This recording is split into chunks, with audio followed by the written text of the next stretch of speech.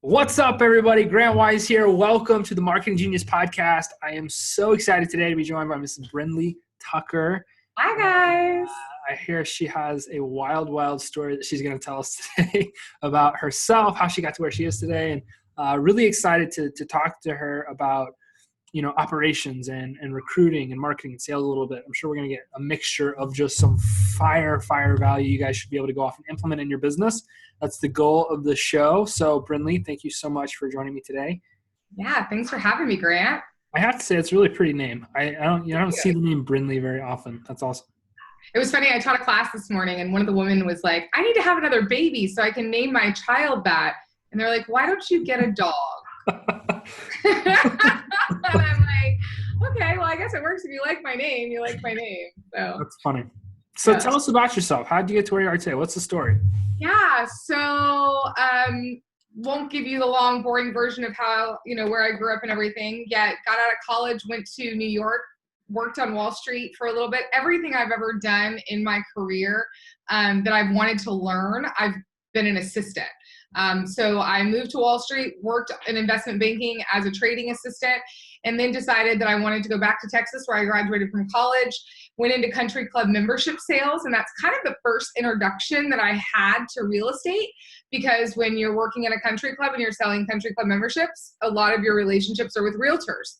And so that's where I started learning about the business. Ended up moving back home in 2011 and decided, hey, I think I want to be a realtor. At the time, I really didn't want to work for anybody, and it looked really nice that I could be an entrepreneur and start my own business. Yet again, everything I had done in my life to learn at first, I had become an assistant. And so I started applying for real estate assistant jobs, and I applied for one in my area, and I'm in Florida, in Tampa, Florida, with Nikki Baldini with Keller Williams. She owns the South Florida region, and they hired me to be their director of agent services, which was basically in the brokerage position to kind of help out the agents with anything they needed. And that was in November. So I started with Keller Williams in November of 2011. And I went to my first family reunion with KW. So for those of you that aren't KW or aren't with Keller Williams, we have an annual conference called Family Reunion. And the values of the company are God, family, business. And I was at one of the lowest places that I had ever been in my life. Unfortunately, I had turned to alcohol to cover up a lot of my feelings and not wanting to live and not wanting to get out of bed, and started drinking just to get through life because I didn't want to deal with it. I was in a relationship that I wasn't fulfilled in, and it was just a lot of stuff. And so went to first family reunion, and everything that I heard was what I was trying to fill this God-sized hole with alcohol. It was God, it was family, and it was business, and it was all missing in my life. And I came back from that family reunion, and I remember I cried out to God, and I said, I don't want to live, but I don't want to die. And I don't know how to get out of where I'm at. Help me, just help me get out of this. And, I truly believe that God whispers, and then he yells, and then he roars. And I had quite a few whispers in college and in my 20s, and I had some yells in my late 20s and early 30s, and my roar came Memorial Day weekend of 2012, and I was at a friend's house and had quite a bit to drink, and was on my way home in a blackout, driving while intoxicated during a blackout, and I made a U-turn in front of a motorcycle, and for 2 days I thought he was dead, and I thought I was going to prison for the rest of my life. I got out of, it was intense. It was really intense. I got out of jail the next morning, and I looked at my mom and I said, what am I going to do if I killed somebody? Because I called the police station and they told me that my car was being held in investigation of a vehicular homicide. Wow. And and my whole life changed that day. I looked at my mom and I just, like I said, I looked at her. She was probably 4 feet from me on the couch. And I said, what am I going to do if I killed somebody? And thank goodness that man didn't die. I do believe that it's only by the grace of God that he didn't die that night, that God knew I would be more useful out here than I would be behind bars. And so I would start a really, really tough journey from that day forward, facing a lot of fines. I had $40,000 in debt. I had a house, but I didn't have a home. I had about $15,000 to $20,000 in fines, and I was facing 15 years in prison. And Nikki obviously had to fire me, rightfully so, because of everything I was going through. And a few agents in the office knew that I wanted to make some major changes in my life. And so they hired me to do marketing and admin work for them. And I would bike 60, 40, 30 miles a day sometimes with my laptop strapped to the back of my Schwinn bike cruiser, beach cruiser. And I would just go from agent to agent building websites and marketing. And over time, I built a transaction management company, taught myself how to do contract to close, and built that business in about 4 years, and then decided, you know what, this isn't what my passion is. I did this because I had to. And that's when I went into coaching and teaching and training. And now I'm a MAPS coach for Keller Williams. So I coach primarily directors of operations and the operations side of running a real estate business for teams that are doing usually more, 250 plus. And I teach, which is my passion. And I just get to help people and add value every day. Every day is a gift. So I just continue to want to give back. That is wild. You told me it was wild, but I didn't know how wild it was. Yeah. Man, I didn't know it was going to be that wild. Before we got started, I said, you can't out-wild me, but you did. Like, that's awesome. That was an incredible story. Thank you so much for sharing it. Thank you. Thank you. I'm so blessed. I got to go back to my market center this morning and teach Ignite. And every time I go back there, I'm overwhelmed with gratitude for what those people did for me. So yeah, it's been an amazing journey. And, Gary Keller tells us we're only 5 years away from wherever we want to be. And I was on stage at Mega Camp being interviewed by Gary last year. So it was pretty cool. That is incredible. Are you going to family reunion? I am going to family reunion. Nice. I am. And again, like almost, fired from the brokerage 7 years ago. And I have 3 panels this year that I'm honored that they've asked me to facilitate. And that's incredible. It proves that, it's a little hard work and you can always get back on the right track. Always. Yeah. Tony Robbins, I think he always says people overestimate what they can do in a year and they underestimate what they can do in 10. Like it's absolutely incredible what your life can be like 10 years from now. Yeah. It's crazy. So that's my story. That's how I got to where I am today. Well, I don't even want to talk about marketing and sales anymore. I just keep talking about how you've done what you've done. This is incredible. Yeah. It's for me, honestly, like in the beginning, it was just do what you have to do to pay the bills and get out of bed every morning and to get yourself well. And I think, when we're ready, like one of my favorite sayings is that when the student is ready, the teacher will appear. Mm-hmm. And when the teacher will remain until the student learns, right? Mm-hmm. So like when we're ready, like God, the universe, whatever it is that you believe in, will show up and they're going to stay until you learn the lesson. So you can continue to fail forward and make the mistake over and over, yet you're just going to be learning it in a different way. Yeah. And so not a lot of people realize that and they get so overwhelmed by all the things that you're going to have to do to change. And for me, when I made that pledge to God in February and said, help me, I didn't get to choose how that help was going to come, right? Yet the accident is what got me to start taking care of me and getting me in that motion. Like he had to take everything away from me and strip me down to nothing so that I could start rebuilding. And so in the beginning, it was just rebuild, get sober, get healthy so that you can give to others. And then the second step was just come from contribution. Just start adding value to people. And that's what I started doing. Like, even if it was free, like just adding value, just coming from contribution. And over time, I started getting that back. And I wasn't doing it to get it back. I was just doing it because I had nothing else in life. At that point, I felt like I owed everybody everything. Yeah. I had done something really bad, really bad. And I had penance I needed to pay for that. And so I tell people now, if you're always coming from contribution and an abundance mindset, amazing things will happen. We just are so stuck in scarcity sometimes that we don't make the room for the abundance and the abundant life to come through. Love it. So what are some of the ways that you add value today? You're a MAPS coach. You said you teach Ignite. Like, what are some ways that you help people that are maybe just getting started or maybe have been in the business a minute or kind of stuck? Like, what are some of your favorite ways to help people? So I think, first of all, I very rarely will say no to someone. I always try to come from a place of yes, how, instead of no, why. And so what I mean by that is, if somebody calls and asks for help, I'm never going to say no.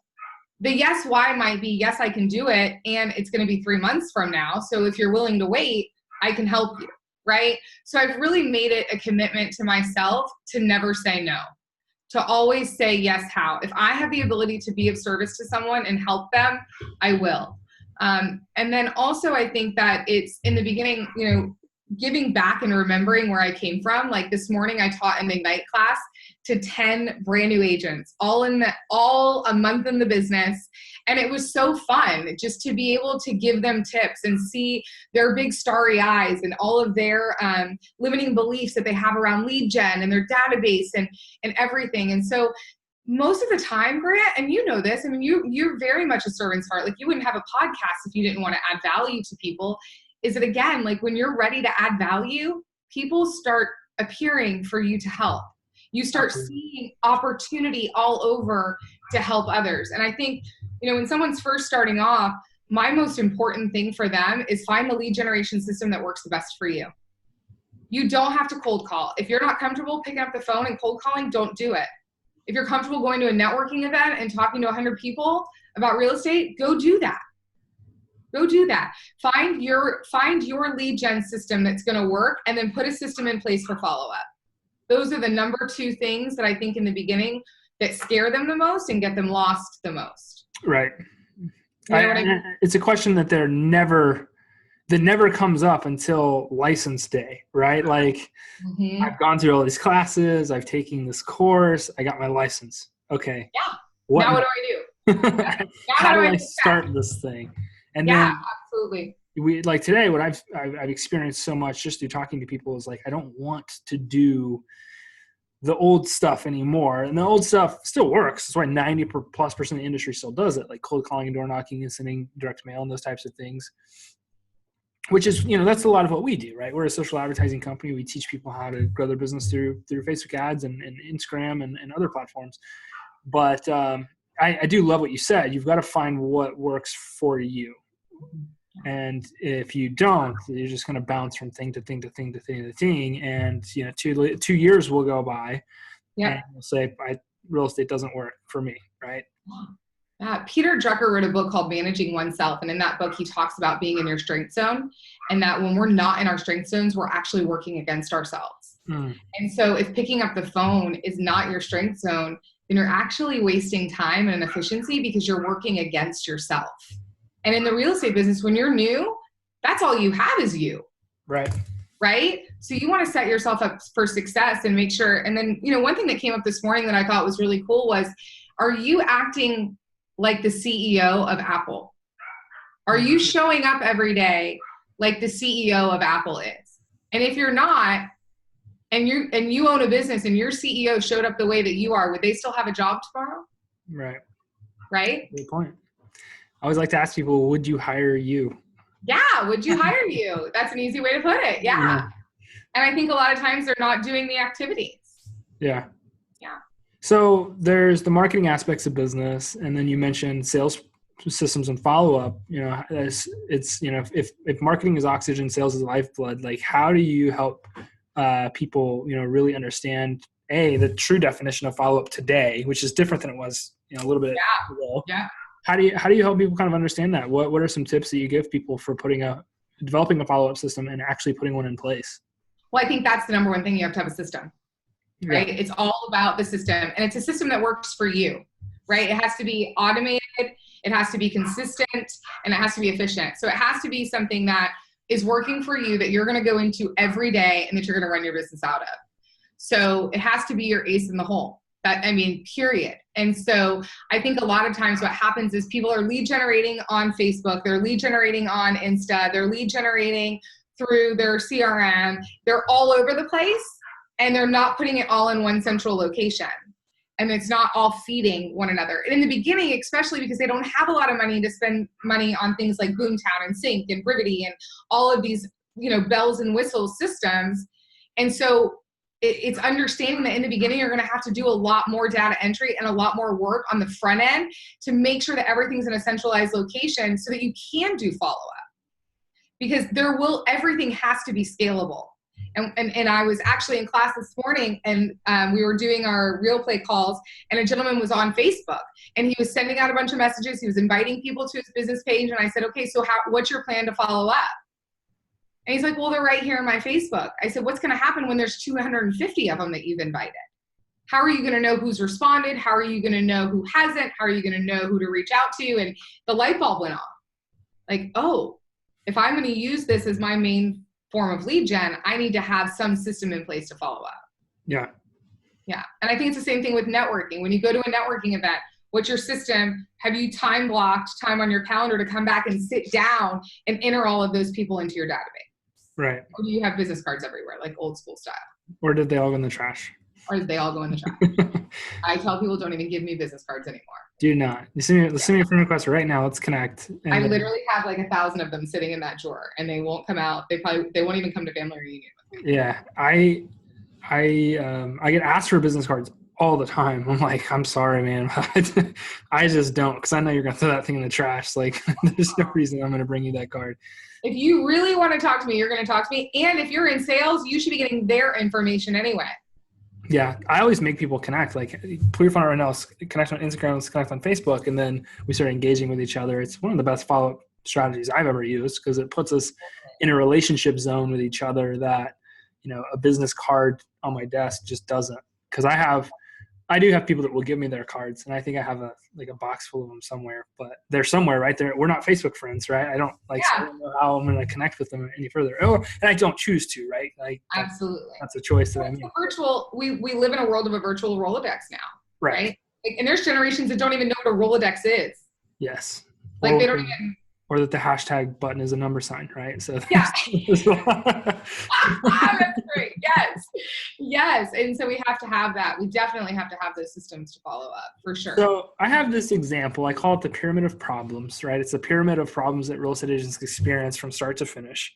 And we've talked about marketing and sales, but what do you find is the next thing? Like, okay, Brindley, I got the marketing solution in place. We're good. Okay, Brindley, I got the sales solution in place. The system's there. We're good. Like, what's the next hurdle I'm going to face, and how do I overcome it? Talent. You're going to get to a point where you can't do it all yourself, and you're going to have to succeed through others if you want to go to the next level. Great point. Absolutely. Most real estate agents do an average of 18 deals their first year. On average. Mm-hmm. Isn't that crazy? I thought it was like less than 8. No, on average it's 18. If they're lead generating for 3 hours a day and doing what they're supposed to. Oh, okay. I think now they're stipulating it. Yes. Okay, great. It's that's assuming that they're doing everything they should do. Okay. Just so you guys know, if you're listening to this and you're not lead generating every single day, the average agent does less than 5 to 8 deals their first year, which is garbage. And that's because usually they're not treating it like a business. They're letting everything else become a distraction. I always tell everybody, go drive a garbage truck. Those guys make $15,000 a year. They have no stress. Well, they don't have transactional stress. Yeah. They just deal with trash, right? Like, they just have to smell trash every day. Yeah. But yes. And so talent, right? And identifying when that talent needs to come into the business, because there will become a time that your time will be being spent on non-income generating activities that can be leveraged to someone else. And so it's starting to build your reserve early to have 3 times that person's salary, 3 months of that person's salary in reserve. So you want to make sure, I tell folks from day one, if you plan on building a successful real estate business, even if it's $20 a closing, start putting money into a fund to hire your first assistant. Mm-hmm. Because it's crucial. That's the person that's going to be able to break you through that ceiling of getting you through 50 to get you to 100. Yeah. Is being able to leverage all that stuff, all the back end, so that you can simply lead generate, go on appointments, negotiate contracts. How if you look at top producers and look at people that come into the business that are gung-ho and they end up kind of flaring out, what's the difference? Why does this guy make it and why does this guy not? Because they learn how to succeed through others. Okay. And they learn to stay in their lane, right? So not only do they hire the talent, but they hire the talent and get out of the way. Right. Right. That's a big thing. And they find what they're good at and they stick to it. Mm-hmm. And then they go find other people to do the things that they're not good at, that are better than them. if somebody's just like going about it in business and they're like, okay, I've been doing everything for the last, year. How do you know? Like, how do you know if you're good at this or good at this? If you like doing the business, like how can you find your lane? Well, let me ask you, Grant, how do you know that you're good at podcasts? Well, I don't. You tell me. Am I any good at Well, no, there's a metric, right? Right. Yeah. Through reports, right? Through insights, through insights. metrics.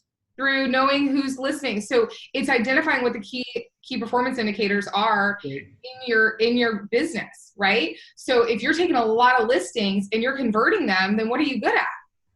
Getting listings.